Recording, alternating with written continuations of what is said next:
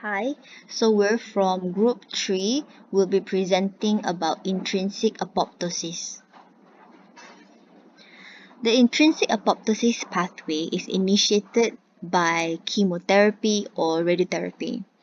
It is activated by a range of exogenous and endogenous stimuli such as DNA damage and oxidative stress. This intrinsic apoptosis pathway is extremely important in development and in the elimination of damaged cells. So if this apoptosis pathway does not happen, the cell that is damaged will then just continue dividing and could eventually lead to cancer. So the intrinsic apoptosis pathway originates inside the cytosol, but it starts in the mitochondria. Firstly, damage will be done to the cell DNA. Then, sensory proteins like ATM and CHK will sense these DNA damages.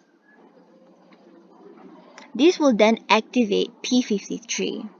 P53 will then halt the cell cycle for this cell and will start recruiting other proteins, and one of them is called BAX.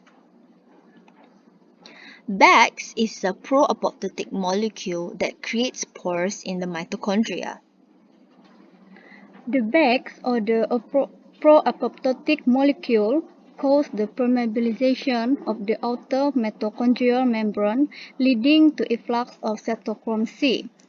This cytochrome C will then release into the cytoplasm, and then it will bind with another protein called Apop1.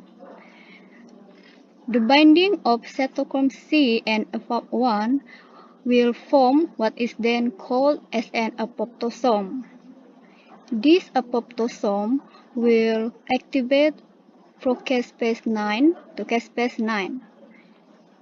Caspase 9 then cleaves and activates caspase 3 and caspase 7.